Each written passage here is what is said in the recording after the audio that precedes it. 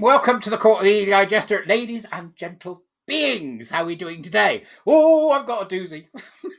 We've had a couple of those over the last few days, and today is no exception. So, today I'm going to be talking about Manchester's famous gay village. But before I do, become warrior teacher starting in November. Substack, but most of all, subscribe, get notifications on, share me on the Twitters, wherever you can, do what you can, right? So this is something a bit close to home for me because I've been on Canal Street for many, many years. I've been a denizen of the gay village, as it's now known, and I've spent many a happy time there. I've worked there with people there. We've done, we've celebrated together, we've commiserated together. It's been a very central part of my life. So to watch it fall for the LGBTQ lunacy is not something that I was happy to see. As you know, I've talked about that before, so I'm not happy about it at all. But, ta-da! Something is occurring on the cobbles of the old village, right? And that is, well, I'll tell you what I'll do. I'll start at the beginning. There's this really good bar on Canal Street called New York, not Canal Street, sorry, in the village. It's in the back of the village. It's on Bloom Street, I think, called New York, New York. As in, I'm going to make it there. I'll make it anywhere.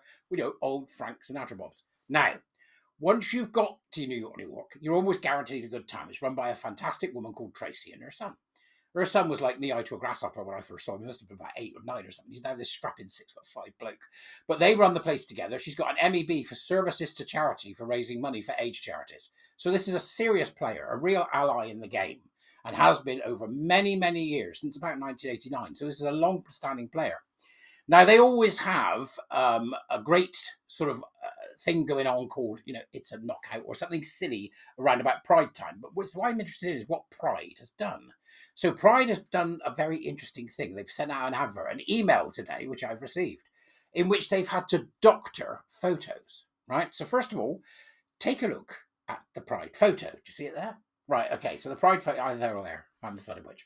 Right, the Pride photo. So you can see there, you've got the Pride flag, and then you've got the Progress flag flapping about with its wind. But actually, the Pride flag was the only flag that was there. So they've digitally altered their email to include the LGBTQ nonsense when New York, New York didn't advertise that at all in 2024. In fact, they didn't advertise it at all in 2023. So here's a picture from 2023 showing what was happening at New York, New York on Pride. And you can see it was a Barbie theme, so you can see the pink and white stuff, can't you? And if you look more closely at the photograph that came from Manchester Pride on the email, you can see some very odd artifacts indeed. What do you make of this one? What do you think? And you could tell me in the doobers, can't you? So you'll be able to tell me whether you think I'm right. But it looks to me like they've doctored it, in which case we have to ask ourselves the question, why are they doctoring it? So I started looking at some of the other bars on Canal Street, and one that I've mentioned to you before and one I'm very fond of is called Velvet. This is it. It's a lovely place to go. I should be going there with some friends at the end of this week. And always good for a drink. They also do food and sort of stuff and everything that goes with it. It's a great boutique hotel. And they didn't have any of the nonsense up at all either. So we've now got New York, New York, and we've got Velvet that didn't have any of the nonsense up. That's 2 other places in the gay village. Interesting, isn't it? Interesting.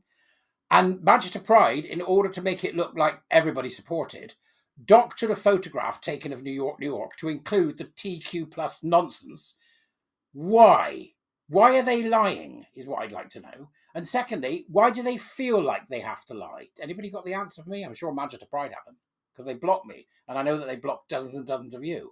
But why? Why are they lying? Well, I can only surmise from a straightforward process of logical deduction that it's because they think the nonsense is slipping, that there's something wrong. Otherwise, why would they send out a mass email to all their followers in which the doctored photograph was used to make it appear like New York, New York was supportive of LGBTQ plus rather than LGB, or in effect, gay people, which, if you have a look here at it's a knockout poster, you can see they're supportive of gay people. So my question to you today is, and I think it's an important one that needs answering, is, are we beginning to see a schism in the village in Manchester? Is there a schism? Velvet we have here, right? Then we have Pride playing silly games. People aren't representing the Nutter Progress flag anymore, all its racist and homophobic lunacy. So do we have a schism in the community, so-called community, the gay community of Manchester Pride, of Manchester, Canal Street and all that business? Or am I just an old fart? You tell me, as you will, I'm sure, in the Dubras. And don't forget, become a warrior teacher. It's always good to talk to you, and I've thoroughly enjoyed talking to you today. I can't wait to get some feedback on this. I think there's a schism in the gay community, and I really want it to be one. I want them fighting each other in the streets with pink handbags. Go away!